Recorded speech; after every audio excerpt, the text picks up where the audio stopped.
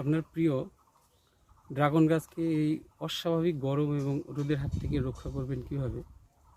হ্যাঁ, এবং আমার যে ক্রাফটিং ড্রাগন একটা এর আগে ভিডিও দিয়েছিলাম, তার আপডেট কী, হ্যাঁ, সেই সংক্রান্ত একটা ভিডিও করার জন্য আমি আমার ড্রাগন বাগান ট্রায়াল ফার্মে এসে উপস্থিত হয়েছি। নমস্কার বন্ধুরা, আপনাদের স্বাগত। আমি সুকমল কর্মকার।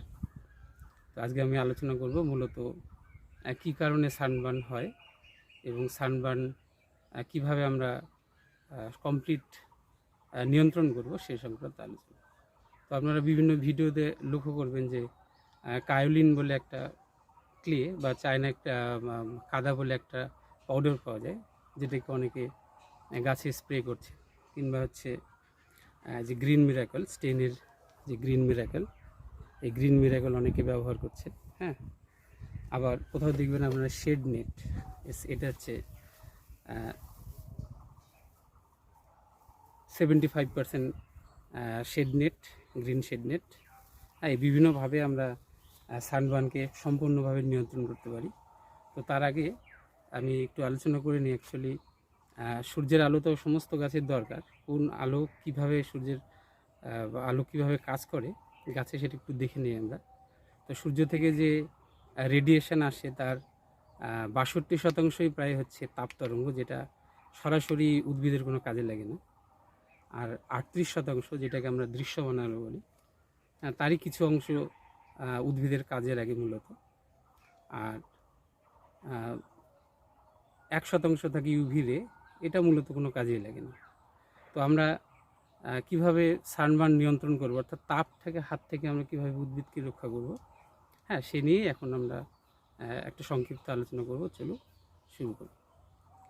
তো এইবার প্রথমে আমি বলে নেই যে একটু আগে আমি বললাম যে সূর্যের 62% তাপ তরঙ্গ। হ্যাঁ, তো তাপ তরঙ্গ কিন্তু উদ্ভিদের ডাইরেক্ট কোনো কাজে লাগে না। তো প্রথমে আমরা যদি তাপ তরঙ্গটাকে আটকে দিতে পারি, তাহলে কিন্তু উদ্ভিদের পাতা বা ড্রাগনের পাতা হচ্ছে কম উত্তপ্ত হবে। এবার থাকলো হচ্ছে দৃশ্যমান আলো। আমরা সবাই জানি যে বেগুনি থেকে লাল বর্ণের দৃশ্যমান আলো হয়। তো এই বেগুনি থেকে লাল বর্ণের দৃশ্যমান আলোর মধ্যে দুটো বর্ণ মূলত উদ্ভিদের কাজে লাগে। তার একটা হলো লাল, হ্যাঁ, যেটা উদ্ভিদের বৃদ্ধি এবং পাতা চওড়া করতে সাহায্য করে। আর একটা হচ্ছে গ্রিন, হ্যাঁ, বা ব্লু লাইট গ্রিন, যেটা উদ্ভিদের মূলত সালোক সংশ্লেষ প্রক্রিয়া ঘটায়, উদ্ভিদের কাণ্ডকে হেলদি অর্থাৎ মোটা করতে সাহায্য করে। তো আমরা দেখব কি পদ্ধতিতে উদ্ভিদের বৃদ্ধি বা গ্রোথকে অক্ষুণ্ণ রেখে সানবার্ন থেকে উদ্ভিদকে আমরা বা মূলত ড্রাগন গাছকে আমরা কীভাবে রক্ষা করব। তো বাজারে দেখবেন অনেক ধরনের কায়োলিন পাউডার পাওয়া যায়। হ্যাঁ, তো কায়োলিন পাউডারের মুশকিল আমি আপনাদেরকে বলি। কায়োলিন পাউডার যদি আপনি দেন, তাহলে দেখবেন এটা হচ্ছে উদ্ভিদের পাতা, অর্থাৎ ড্রাগনের পাতা, এর উপর একটা সাদা স্তর তৈরি হবে। তো সাদা স্তর কি একদম 100% লাইটকে রিফ্লেক্ট করে, ফলে এর যে প্রয়োজনীয় দুটো বর্ণ, একটা হচ্ছে লাল এবং একটা হচ্ছে নীল, এই দুটো বর্ণও কিন্তু এখান থেকে রিফ্লেক্ট হয়ে বেরিয়ে চলে যাবে। হ্যাঁ, তো যে দুটো বর্ণ কিন্তু উদ্ভিদের সালোক সংশ্লেষ প্রক্রিয়া, গঠন, বৃদ্ধি, চওড়া করা, হেলদি করা সবগুলোতে কাজে লাগে। তো আমরা যদি এর উপরে কায়োলিন পাউডারের প্রলেপ দিই, ফলে ও কী করবে, সম্পূর্ণ আলোটাকে অর্থাৎ দৃশ্যমান আলোটাকেও প্রতিফলিত করে এখান থেকে বাইরে বের করে দেবে, প্রতিফলিত করবে। কিন্তু তাপ তরঙ্গ মাথায় রাখবেন, যেটার জন্য মূলত হচ্ছে সানবার্ন দায়ী, সেটা হচ্ছে মূলত তাপ তরঙ্গ। তাপ তরঙ্গ কিন্তু ও খুব একটা রিফ্লেক্ট করবে না। হ্যাঁ, বেশি তাপ তরঙ্গদৈর্ঘ্য বেশি হওয়ার জন্য ও সাদা বস্তুকেও গরম করবে। ফলে আপনি যদি কায়োলিন পাউডার এখানে দেন, তাহলে এ কিন্তু গরম হবে, একটু কম হবে, দৃশ্যমান আলোর জন্য কম হবে, কিন্তু গরম হবে। আপনি গরম হওয়াতে কিন্তু আটকাতে পারবেন না। তো এমনিতে ড্রাগন গাছ 19 থেকে 29 ডিগ্রি টেম্পারেচারটা পছন্দ করে। তো টেম্পারেচার যদি 29 থেকে একটু বেশি হয়, যেমন ধরেন 35, 36, 37, তাহলে আপনি এটা ব্যবহার করতে পারেন। হ্যাঁ, এটা হচ্ছে গ্রিন মিরাকল, এটাকে বলছে স্ট্রেস এলিভেটার। তো এখানে মূলত কন্টেন্ট যেটা আছে, এটা ফ্যাটি অ্যালকোহল ও ডাইলুন্ট। এ কী করবে, এর উপরে একটা চকচকে প্রলেপ তৈরি করে দেবে। হ্যাঁ, ফলে চকচকে প্রলেপ তৈরি করার ফলে ও কী করবে, কিছুটা দৃশ্যমান আলো এখান থেকে প্রতিফলিত করে দিয়ে কিছুটা টেম্পারেচারও কমাবে। হ্যাঁ, কিন্তু মাথায় রাখবেন তাপ তরঙ্গ কিন্তু সম্পূর্ণ প্রতিফলন করতে পারবে না। হ্যাঁ, কারণ তাপ তরঙ্গ বেশি তরঙ্গ দৈর্ঘ্য হওয়ার জন্য ও সব বস্তুতে গিয়ে কী করবে, ওকে গরম করবে। তাহলে আমরা এবার কী করব, এই দুটো দিয়ে তো হচ্ছে না। কায়োলিন বা গ্রিন মিরাকেল দুটোই কিন্তু কমপ্লিট সলিউশন নয়। হ্যাঁ, আপনার গাছকে বৃদ্ধি অক্ষুণ্ণ রেখে রোদের হাত থেকে বাঁচানো। তাহলে আমরা একদিকে যেমন গাছের বৃদ্ধিও অক্ষুণ্ণ রাখবো, আবার হচ্ছে রোদের হাত থেকেও বাঁচাবো, এবং ফল ফুল সব আমরা যাতে আসে তার ব্যবস্থাও করব। হ্যাঁ, ঠিক আছে।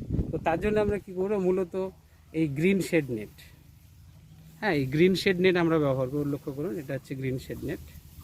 এটা আমি এখানে 75% আপনাদের গ্রিন শেড নেট দেখাচ্ছি। তো 75% গ্রিন শেড, আমি কিন্তু শেড নেটের নিচেই দাঁড়িয়ে আছি। লক্ষ্য করুন, তীব্র আলো কিন্তু এখন প্রচণ্ড সূর্যের আলো উঠেছে, কিন্তু আমার গায়ে লক্ষ্য করুন, দেখবেন আমি ছায়ার মধ্যে আছি মনে হচ্ছে, তাই না? তাহলে আমরা এই 75% যদি শেড নেট ব্যবহার করি, তাহলে অ্যাটলিস্ট 50% দৃশ্যমান আলোকেও অ্যাবজর্ব করবে, অ্যাটলিস্ট, মাথায় রাখবেন। আর সম্পূর্ণ তাপ তরঙ্গকে ওখানে অ্যাবজর্ব করে নেবে। ফলে ড্রাগন গাছের উপরে তাপ তরঙ্গে সেগুলো তো পড়বেই না। এমনকি এটা গ্রিন শেড নেওয়ার জন্য দৃশ্যমান আলোতে একমাত্র গ্রিন বর্ণ উদ্ভিদ শোষণ করে না। হ্যাঁ, যার জন্য দেখবেন যে উদ্ভিদের পাতা হচ্ছে সবুজ বর্ণের হয়। হ্যাঁ, কারণ সবুজ বর্ণ উদ্ভিদের বৃদ্ধি, গঠন, সালোক সংশ্লেষ কোনো প্রক্রিয়ায় কাজে লাগে না। ওই জন্য উদ্ভিদ ন্যাচারালি কী করে, গ্রিন আলোটাকে ওখান থেকে রিফ্লেক্ট করে বাইরে বের করে দেয়। ঠিক আছে, ওই জন্য আমরা কী করবো, একটা গ্রিন শেড নেব। তো গ্রিন শেড নিলে সুবিধা কী আছে, আপনার ইউভিরে আটকে দেবে, আপনার হচ্ছে তাপ তরঙ্গগুলোকেও বেশিরভাগ আটকে দেবে। এমনকি যেটা উদ্ভিদের দৃশ্যমান আলোর মধ্যে যে বর্ণটা শুধু কাজে লাগে না, গ্রিন, সেটাকেও আটকে দেবে। অন্ততপক্ষে 50%ও আটকে দেবে।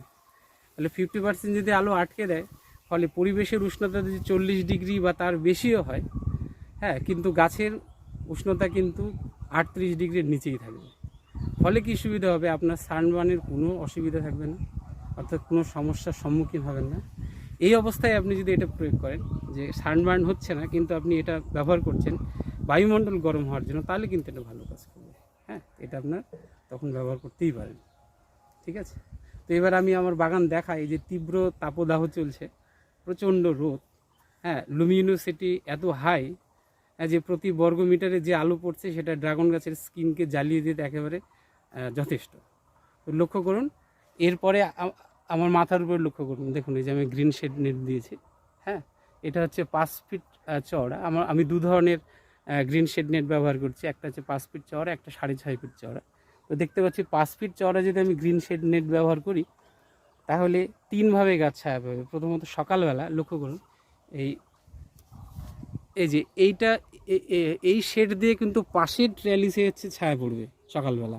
ঠিক একই রকমভাবে বিকেলবেলা এই শেড দিয়ে কিন্তু এইটাতে ছায়া পড়বে, আর দুপুরবেলা এর মাথার উপরটাতে ছায়া পড়বে। ফলে কী হবে, 3 টাইমস আমরা হচ্ছে গাছের পাতার উপরে আলো পড়তে আটকে দিতে পারছি।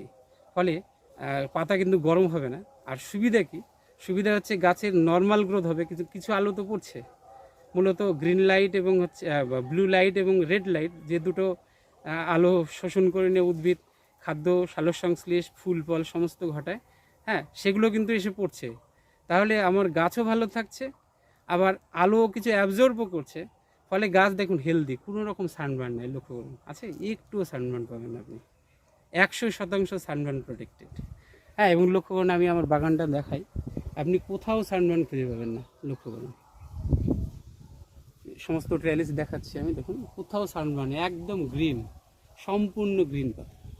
এমনকি যে ফুলগুলো এসেছে, হ্যাঁ, সেই ফুলগুলোও কিন্তু সম্পূর্ণরূপে ভালো আছে, এবং আশা করছি প্রত্যেকটা ফুলই কী হবে, ফলে দাঁড়াবে। চলুন দেখে নিই আমরা ফুলগুলো কী অবস্থায় আছে। দেখুন,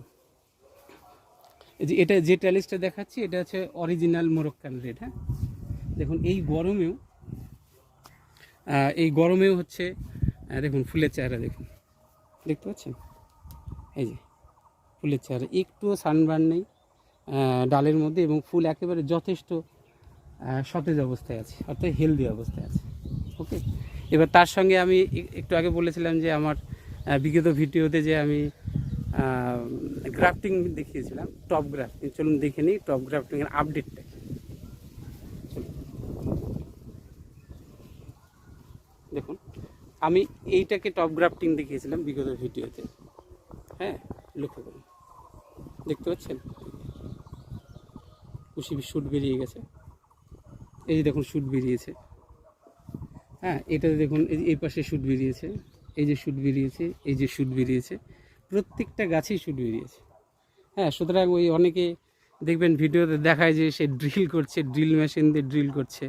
হ্যাঁ, বেশ জটিল প্রক্রিয়া দেখায়। তো গ্রাফটিং কিন্তু অত জটিল প্রক্রিয়া না, একেবারেই সহজ প্রক্রিয়া। হ্যাঁ, তো ঠিক আছে, আমি এটুকু একটা ছোটো ভিডিও করার জন্য ফিল্ডে এসেছি আর কি। তো যদি আপনাদের ভিডিওটা তথ্য সমৃদ্ধ মনে হয় তাহলে প্লিজ চ্যানেলটা সাবস্ক্রাইব করবেন, তাহলে কি হয় মোটিভেশন পাই নতুন নতুন ভিডিও করতে। ঠিক আছে, ধন্যবাদ এতক্ষণ সঙ্গে থাকার জন্য।